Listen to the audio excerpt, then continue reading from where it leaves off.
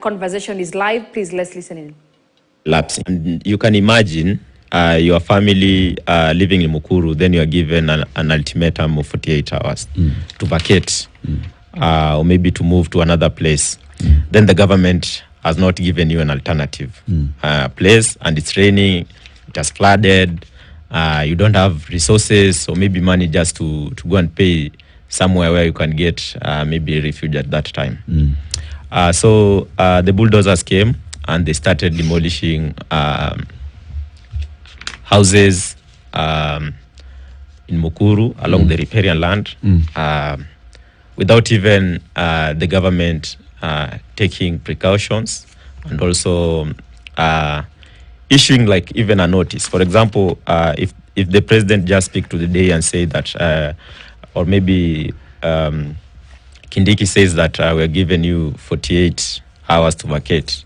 You know, in Mukuru, most of households don't have electricity. Right. So people also access to information. People don't have access to that information that you have been given notice because you have gone to work, then you have come, you are tired. Now maybe you are resting, so you don't know what's happening. Maybe you have... it's not on a weekend where you can go to your base, maybe to watch a football match where you can get maybe some people just explaining what's happening or maybe the updates around. So most of people, they were not aware. They were not aware that there's a notice in effect. Yeah, there was a notice. So most of them, women who went to market, like for example Mudurwa, others who are in industrial area, they came, they found that their house were demolished, their livelihoods have been destroyed, and so houses were being demolished with things inside the house. Yeah, things inside the house. But then there's a local, like you said, there's the local Nyumba Kumi, which clearly is very active. There is a chief who is aware of these things. Their neighbors. Was there no communication that was saying, so tunakuja kwa hii area kuanzia saa 6, you can find a way of alerting the person who's, if there's nobody in that house, find someone who can alert them and tell them that this house will be demolished, get the things out? So, you know, with the evictions, there is assumption that there is assumption from administration and also those local leaders representing the area chief, that when just anything has been announced on television, that everybody is aware. There's just that an assumption, which is the lowest intelligence, the lowest level of intelligence. So there's that as an assumption that everybody is aware is supposed to move. So you find out that when the eviction started, most of people... livelihoods and also property were destroyed, and actually some of them even died in the process. Like for example, Joseph Ombati, a 5-year-old, a case that we documented as Mukuru Community Justice Center, died in the process, just that no one was there in the house. So information that reached us from the eyewitness that he was trying just to get something from the house, basins, utensils. This is a 5-year-old. 5-year-old boy. He was alone in the house? He was alone in the house. Now the bulldozers have come. Where were the parents? I'm not aware where were the parents. I didn't ask that question because, you know, there was very, very emotional at that particular time. Also, you could not just go and ask, where were you? Mulikuwa wapi, sijui nini na nini. So we were just trying to condone with them. So he was in the house, he had gone in, he was trying to remove some utensils from the house. Because he's seeing demolitions going on in the neighborhood. Then the bulldozer came, and you know, their structure, you know, these structures are just 10 by 10. Households are 10 by 10. What are these structures built with? Iron sheets. Then we have other structures that they have like a gorofa juu. They have been built with wood, then simiti kidogo, then another 10 by 10. So their structure was a gorofa.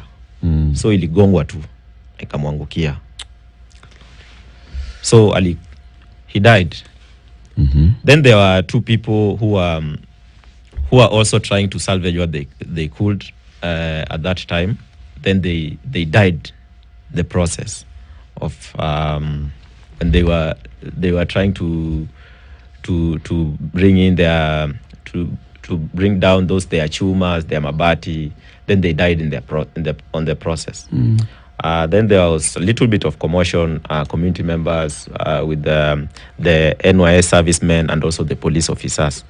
Then the anti-riot police officers came and tear gas people, then they chased them away. And actually the chief was very, very rude at that particular time. I was there. Let me ask, what exactly were the anti-riot police doing there? So they were there just in terms of if there is any resistance from community. Was there any resistance? No, there wasn't any resistance. So the question is, Ture, is it that people don't want to move? They want to stay where they are because, everything is there? Or that people don't know where to go? Which one are we talking about here? Because one would, that's like the question Titi is asking, I'm assuming. If anti-riot police are there, maybe it's because people don't want to move and it seems like, you're going to have to make them move. So is it that people don't want to go, or truly, where are we supposed to go from here? If it's a precautionary measure, then where does the lobbying of tear gases come in? Where does it come from? It's just that, there was a reaction from the community when the 5-year-old died. Naturally. So that's when the police were just there standby to tear gas to disperse anyone who is trying to bring in resistance, and actually they were not even assisting. Okay. So that was the situation at that particular point. But the question that you have just asked is not that people don't want to move. It's just that then we are moving. Where are we going? Sure. From here. Ture, during the national address on Friday, the president was asked that question specifically. You're asking people to move. Are there modalities of telling them and guiding them on where to move? And the president was very categorical. He said, we have national government administration officers across the country. Those ones are working as Ngao officials, with the county officials, with other community leaders to identify safer areas where people can move, and people are being directed on how to go there so that they can get support from government in terms of shelter, in terms of food, and in terms of any medication that they may need. This is what the president said. And he was speaking specifically to those that are being asked to move from their homes because their homes are in danger. Either you're downstream of a dam or you are living in a riparian land, such as the people of Mukuru. What is happening in Mukuru? The Ngao officials, the chief, the assistant county commissioner, the deputy county commissioner, and the county commissioner, and the police, and the ward rep, and the ward administrator from the county, and the sub-county administrator, have they spoken to the community and organizations such as yourselves, the Mukuru Community Justice Center, to identify areas where people could be moving to? Not yet. Maybe that conversation was maybe in State House, and it remained there in State House because the chief and also these officers that you are telling me about, they are the ones supervising the evictions. And actually people have died. They haven't even given them direction, like, for example, to seek refuge maybe in the nearby schools, because now the schools are currently, they are still closed. So for me, I think that conversation was with the president and maybe the journalists who are there. Because you know what happens when the president says something. He was joking about it, because we haven't seen anything about that. Even yesterday we had PS Raymond Omolo talking about maybe the relocation plan, but we haven't seen it in Mukuru. So we are saying the government has brought in an illegal scheme, let me say maybe an illegal scheme, about affordable housing, which we have them here maybe in Mukuru. Like for example, I was there yesterday. I went even to the site yesterday. The project, yeah, just to inspect maybe if they have a plan maybe to take people there. I saw we have like four. We have about five that they have finished constructing them. 5 blocks are done. 5 blocks are done. I asked them, 5 blocks are done. So instead of us maybe talking about affordable, because that's, I know, is the conversation that the president is going to bring in. Affordable, affordability, affordable to who and how. Because, if you want to relate to someone who lives along maybe the riparian land, is paying his house maybe 1,000 Kenya shillings. So can we bring in like the social housing program for the poor than the affordable? Yeah. Than the affordable housing, because the president was very clear and said that for this housing, because now we are talking about the government intervention. Yeah. They should have a short term, a mid term, and a long term intervention. Like for example, now. We have like nearby schools. Like for example, we have a very good supportive institution like Ruben Center. If they could speak to them, then they take those people who have been evicted to that place. Then they organize them, like for example, systematically, because they have the administration officers on their ground, the Ngao officers. Then they take them to the social housing that we are having here. When you say completed, what do you mean? These these houses that have been built in Mukuru, you mean they've been put up, they're standing, they have a roof, they have doors, they have windows? Yeah, they are done. Tiles in the bathrooms. Yeah. But then the contractor is still on site, continuing with the other buildings. The other buildings. Okay. So how much do you know about that particular project? Because what we've heard from, in fact, even the Principal Secretary for Housing, and he told us about that particular project. He said, this is mostly going to be the social housing scheme, and the bigger beneficiaries are going to be communities around Mukuru who have already been identified. And the identification is still ongoing on the people who will then get first dibs on the social housing that is coming up there. Are you aware of that? I'm not aware of that because we haven't seen any enumeration being done in Mukuru particularly concerning the social housing, though the president says it's affordable housing. So I'm hearing for the first time saying that it's... All of them have that element. So in the affordable housing, there are 3 elements to it. There's the social housing, there's the affordable housing, market housing, and then there's another market housing. So yes, not all of them have theirs. So at this point, at this particular time, there are people who don't have anywhere to go. Yeah. So it could have been the first like let's say like test or maybe a pilot, just to provide the people who have been evicted, take their details, take their names, then be clear. We are having this plan. We are going to take you to these houses, social housing. Then you are going to pay this and this and this. This is the system that we have, but we don't have that clear information. So where are people going? Where are people going right now? If your house has been brought down, New as of Jipange. Thursday last week, okay, explain to me. This is important today. Yeah. When you say Jipange, what does that mean? Una Jipange, how? Where are you going? Are you going to put up with a neighbor? Are you going down the street and putting up? What's happening exactly? So we have people who have built makeshift just around, who are still there, and we have those who are trying to seek refuge to other like relatives, just to go and stay there, so that they can plan for themselves for some time, and we have those we don't know where they are going, because it depends. Sometimes say we have those who own the structure, then we have those majority who are living there.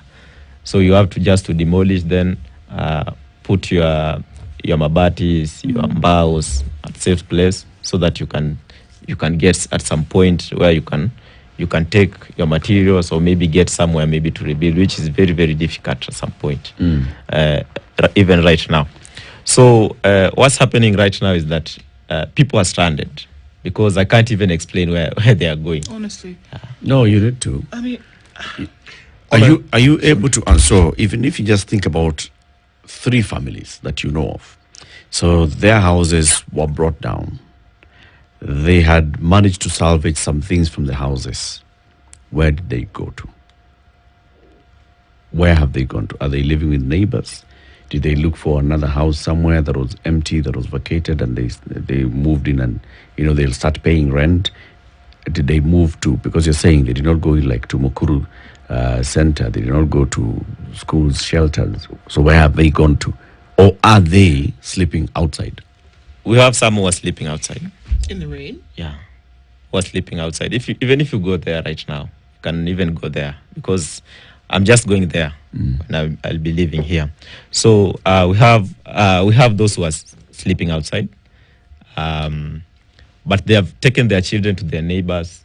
Maybe they have managed like maybe 6 people. They get a rental somewhere. Then they get their children there because parents, they take a lot of care for their kids, of course. For their kids, and for them they just look for somewhere maybe for shelter. Yeah. Others, they take their children maybe to their relative. Maybe they go to live to their relative who is maybe around in Mukuru. So it means those who don't have relatives and who don't have friends, you are genuinely stranded. Yeah, you are genuinely stranded. Something I'd like to ask. The vast majority of people who live in those houses, you said they work in places like industrial area. Okay? And from what you've said, the numbers of people who live in these Mukurus does not decrease, it keeps increasing. Yeah.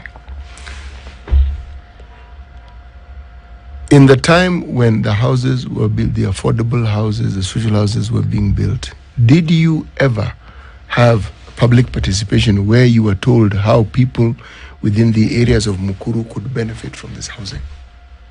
No. The chiefs, the leaders, the MCAs, the MPs never came to you and talked to you and told you that you see these things being put up, you'll be beneficiaries of it? No. All right. Now, you mentioned also that